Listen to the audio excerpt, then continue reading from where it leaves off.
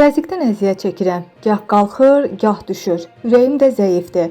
Çölə çıxa bilmirəm. Evin içində o tərəfə, bu tərəfə gəzirəm. Bu sözləri Müsavat.com-a açıqlamasında 91 yaşlı xalq artisti Tarzən Ceyran Haşimova deyib. O qeyd edib ki, mart ayını çox ağır keçirib. Təzyiqim oynayır, taqətdən düşmüşəm. Heç yerə gedə bilmirəm.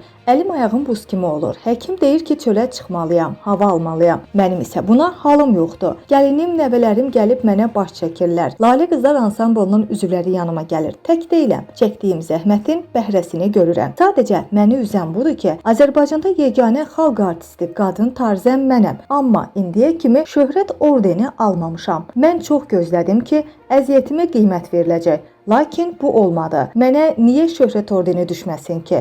Bu orden veriləndə əlimə pul gəlməyəcək. Sadəcə olaraq yaşamaq üçün stimuldur. 25 il dərs demişəm, tələbələr yetişdirmişəm. Mədəniyyət Nazirliyi deyir ki, bu məsələyə baxılacaq. Nə zaman? 91 yaşım var. Gözləyirlər ki, ölüm sonra versinlər. Oğlum Rəşad Haşimov deyir ki, ay ana, nəyinə lazımdır? Amma bu mənə təsir eləyir. Stres keçirirəm deyə xalq artisti Tarzən Ceyran Haşimova açıqlamasında bildirib.